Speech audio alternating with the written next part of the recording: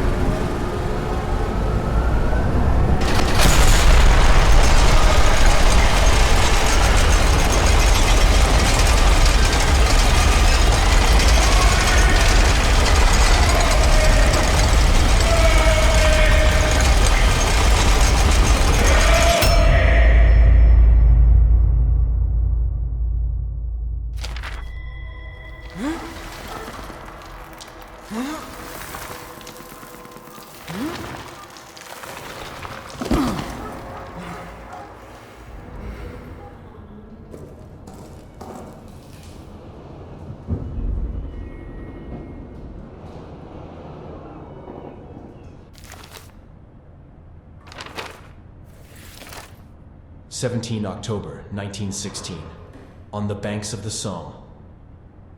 I've waited in the cover of a shell hole till the machine guns stopped firing. Meanwhile, my fellow soldiers fearlessly rushed into the enemy lines. Not a single one of them made it out alive. Those unlucky few who made it have tried to flee from the battle. In normal circumstances, this was in vain because of the lieutenants who aimed at their subordinates' back with their revolver to fire at their feet if they showed the slightest sign of doubt in command. This time, however, they were so certain of victory that they were the first who crossed the trenches.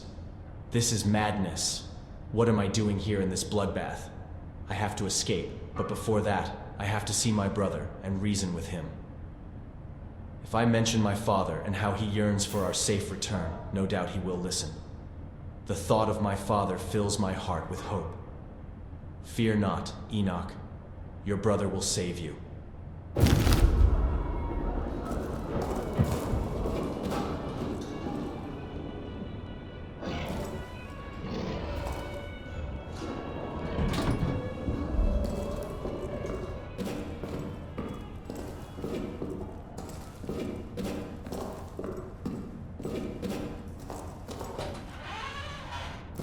Attention, this is Private Enoch Mandus of the 12th Division's Communication Brigade. We need immediate reinforcements at the central base. I repeat, this is Private Enoch Mandus. Damn it, can anybody hear me?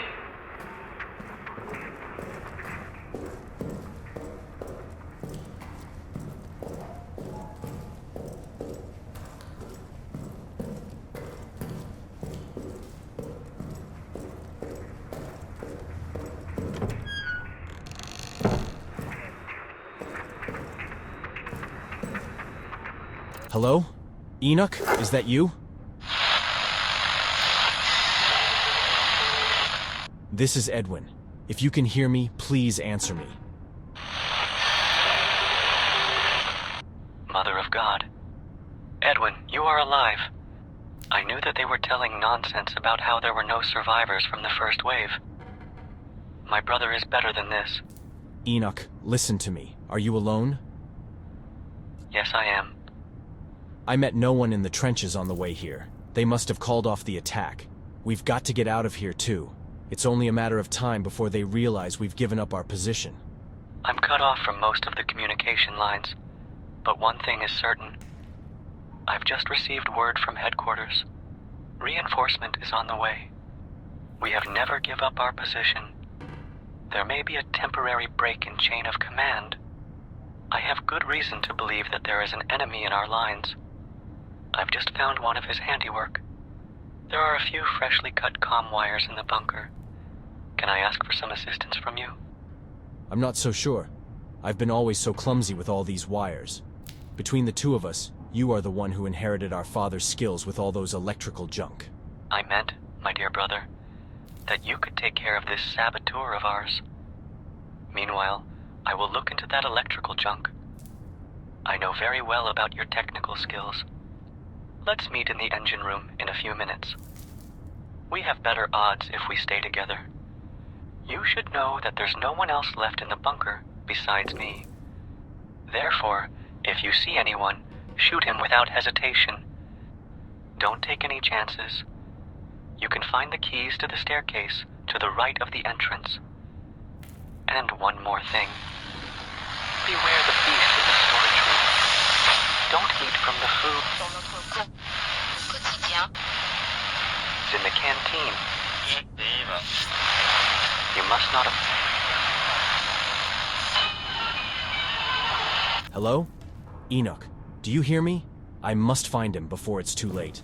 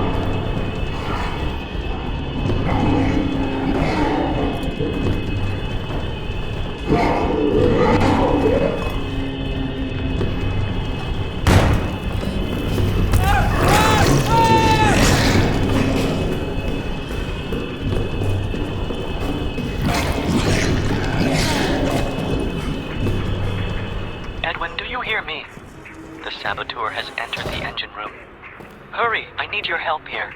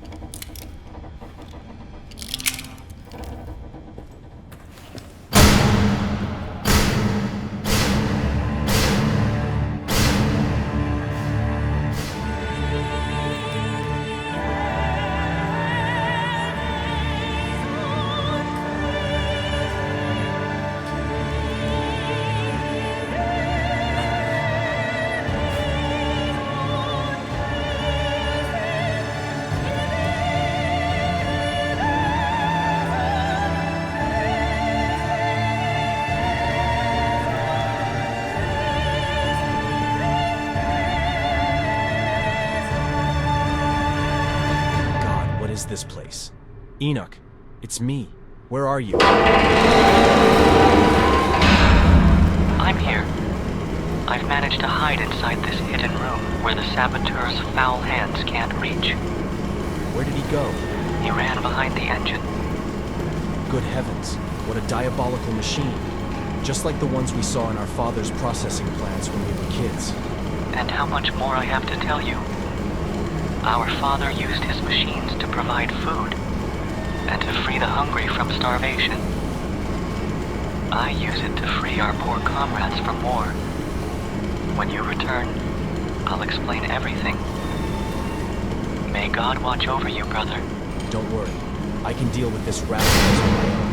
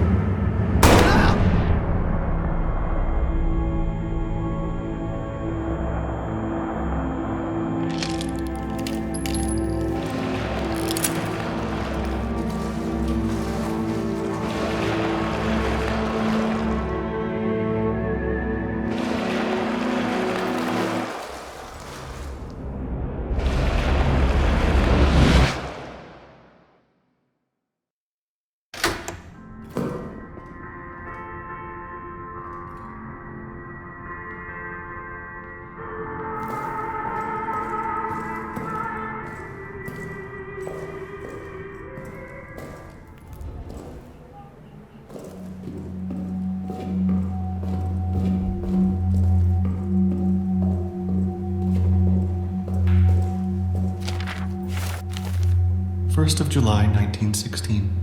Banks of the Somme. I was in the second wave. I never got to hear from anyone what happened to the first wave, because there was no one left to tell me about it. Now I know. I am lying in a huge shell hole with Edward, who reminds me of my brother. He's been asleep for at least a day. The stench is unbearable. I don't understand how human beings can kill each other with such bloodlust among such a putrid stench. I whisper a final prayer as I stroke the small stone egg in my pocket and lay my head down to sleep.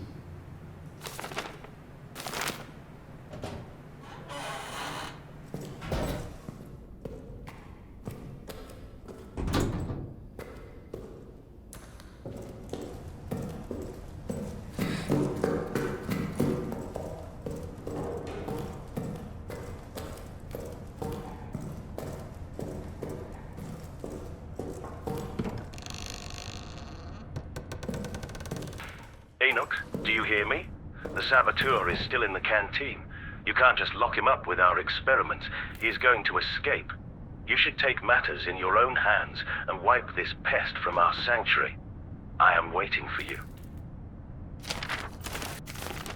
15th of July, 1916. My prayers have been answered. After spending over 48 hours in no man's land and miraculously surviving, they promoted and placed me in the communication division at COM HQ. So it turns out I will have the chance to put my technical skills to the service of my country. Father would be proud. Oh, if only I had the chance to see you and Edwin again. We'd go bird watching again in the Trafalgar Park. Oh my God, the stench. I can still smell it. It seems like this whole battlefield is a giant crater, and I'm still at the bottom, breathing this foul, unholy smell of death.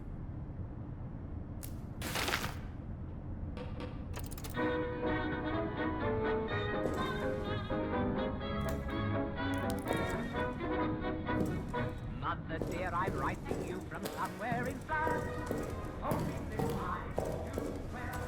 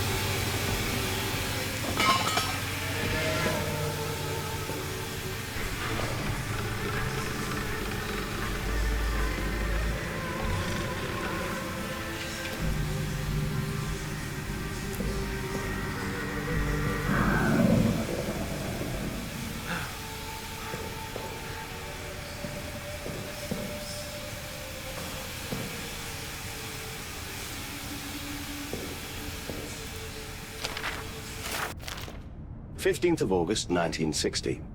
On the hottest day of the year, the gas was produced from the decomposition of dead bodies. This sped up the process. It is also interesting to note that while pigs are deprived of food before slaughter to allow their intestines to cleanse naturally, the opposite happens here. The more their bellies are stuffed, the more toxins are extracted during the maturing process. The carcasses are thrown into the maw of the machine, and the toxins released are then led into containers thanks to natural ventilation. To obtain the desired concentrate, one more mysterious ingredient is essential, so occult that it has not yet been given a name on Earth. This additive is mixed into the pork jelly. The pigskin neutralizes the strange aftertaste. In a certain percentage of cases, if the concentrate is taken at too high a dose, its side effects result in irreversible physical malformations. These subjects are locked in the maw until the red letter day, and music is played to keep their nerves in check.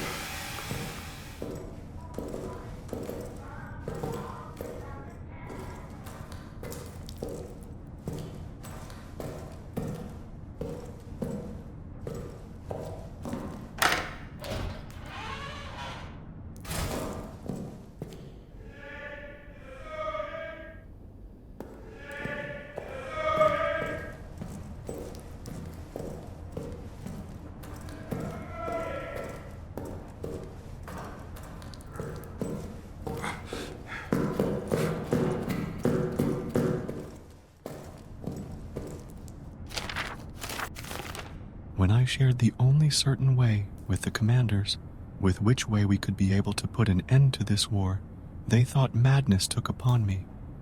I reached for the small stone in my pocket, and suddenly everyone started working.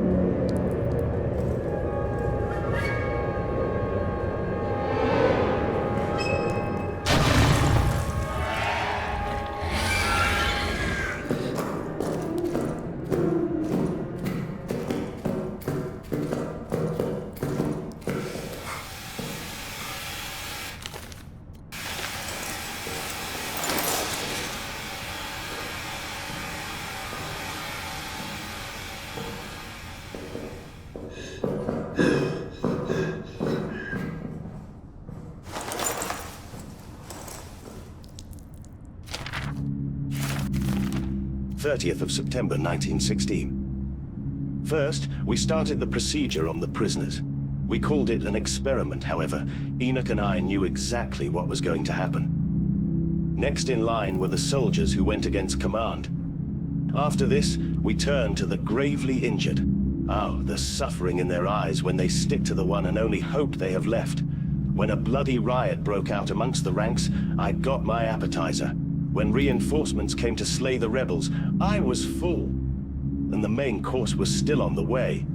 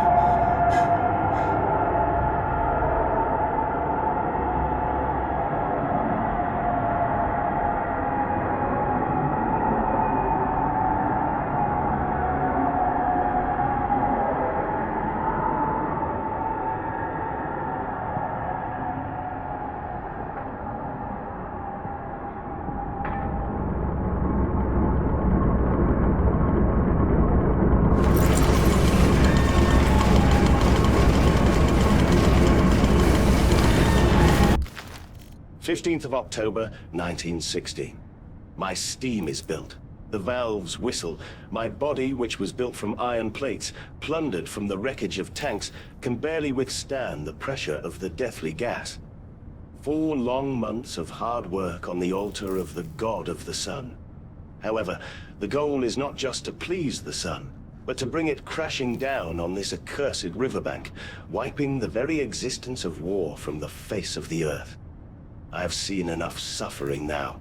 There is just one last step before the valves open on the trenches. When in the heat of battle, man can't recognize man. When comrades stick their blades into each other. When man murders his own brother.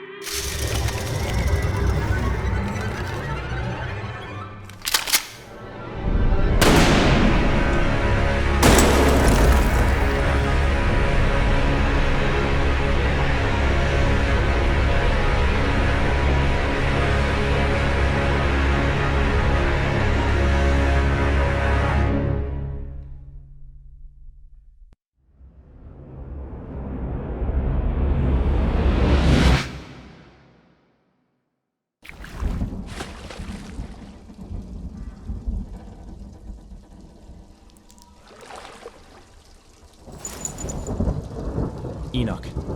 Oh no, Enoch. What's the meaning of this? Who was this saboteur?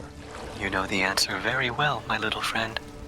No, but my brother is hiding in the engine room. He isn't in danger. It can't be. But it's thanks to you that he never will be. You saved him. But hear me now, Mandus. Do you hear how the final sacrifice's blood pools beneath your feet? Soon, it will drain in a one-way valve, which sends it to the pressure regulator, where the heat energy makes it flow through the pipes, through the gears, pistons, the muddy, wretched tank parts of mine, and sets off such a chain reaction, which the world has never seen before. Be proud, young Mandus, for it's all thanks to you and your brother.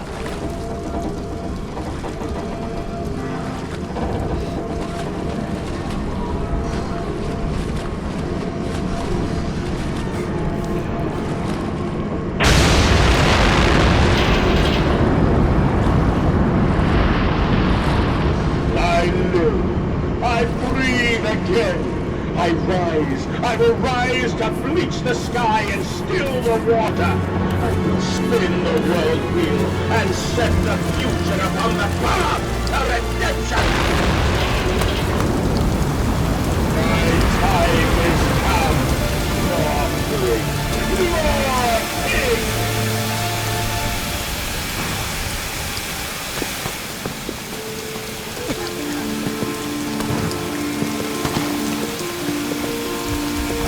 Stood knee-deep in mud and bone, and filled my lungs with mustard gas. I have seen 2 brothers fall. I have lain with holy walls and copulated with the autumnal fallout. I have dug trenches for the refugees. I have burned dissidents where the ground never thaws, and starved the masses into faith. A child's shadow burnt into the brickwork. A house of skulls in the jungle. The innocent Mandus, trodden and led and gassed and starved and beaten and murdered and enslaved. This is your coming century. They will eat the Mandus. They will make pigs of you all, and they will bury their snouts into your ribs, and they will eat your hearts.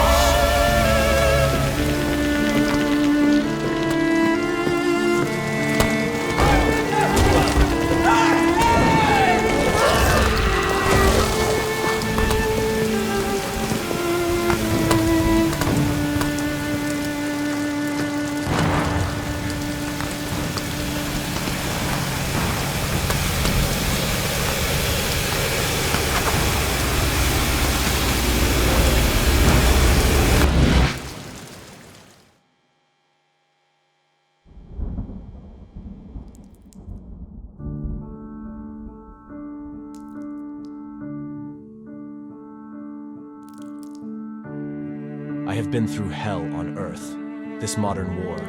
My brother and I helped create a machine to end all wars. It didn't end anything but the lives of my comrades. I should hate the machine with all my heart. This damn war that brought it into being, the year I live in, and you, Father, for letting it happen. But against all of these, kneeling before the altar of the temple, clutching my brother's cold hands, these words still escape my lips.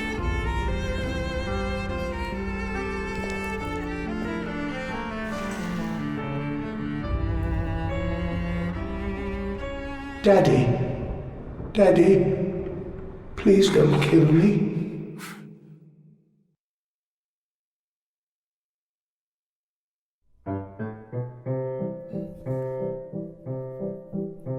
When I was a laddie at school, with a head full of letters, a belly of gruel, no training to speak of, and spit out a fool, told life is for working cheap, short and cruel.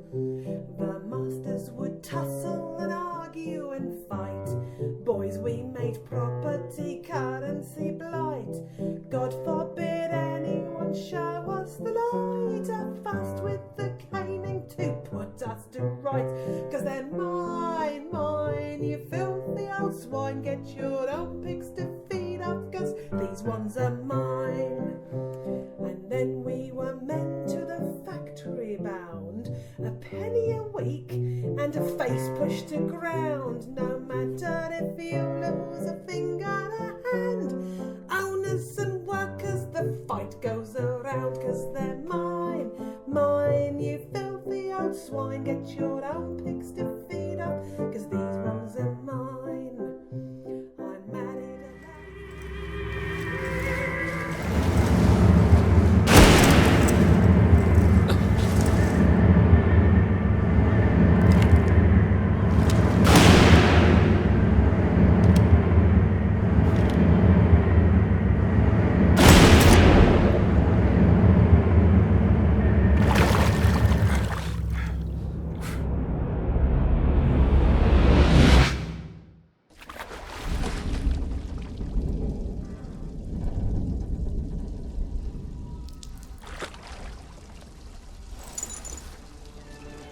Edwin?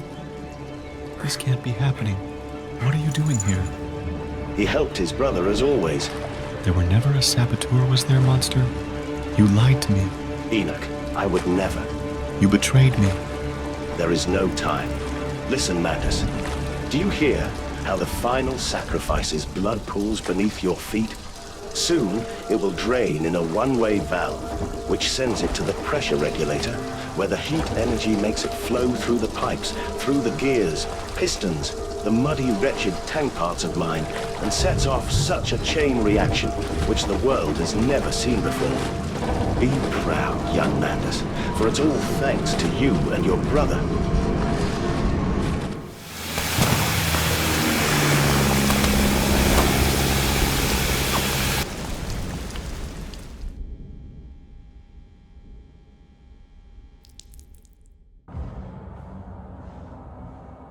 Mandus, listen to your heart. You know you are with me. You created me to save the world. I am your friend. You killed my friends.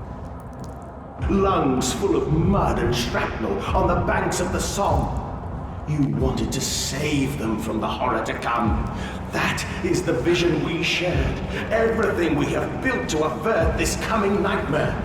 You and I are one. We are the same. Our souls are entangled. We deserve to make them free. You killed my brother.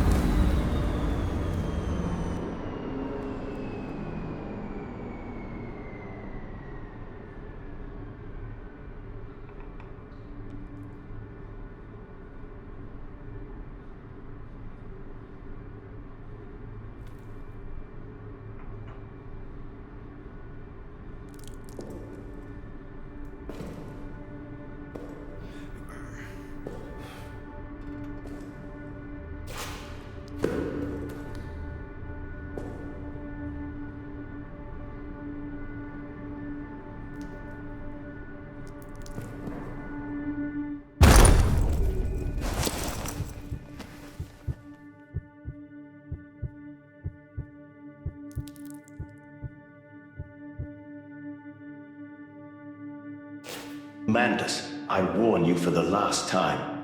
If you destroy me, no one will be able to control the limitless power of the All.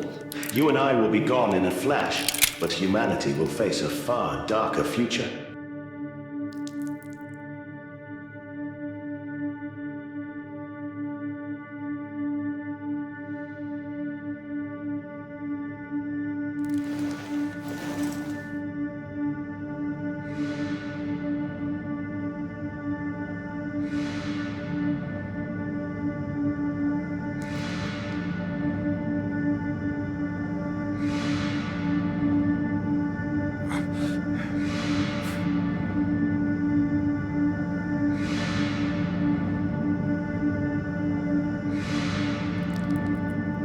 I am begging you.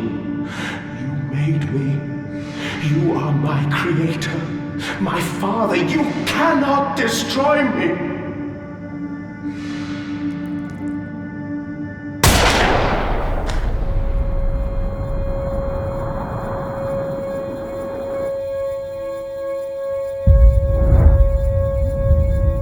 It is done. Let there be light.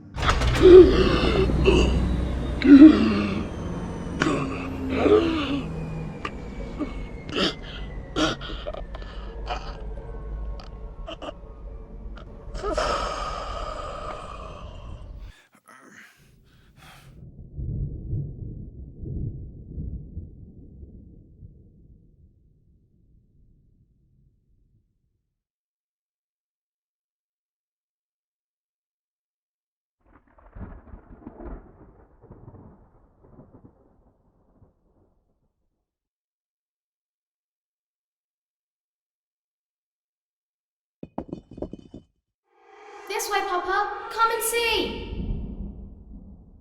Come and see, Papa. We found an egg. A stone egg.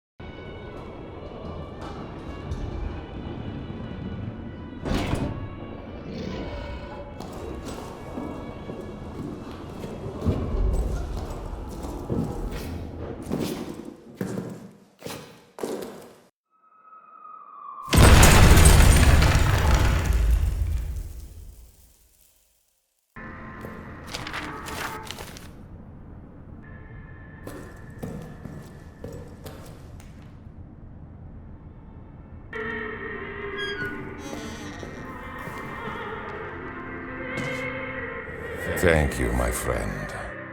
Your sacrifice won't be forgotten. You will be celebrated forever.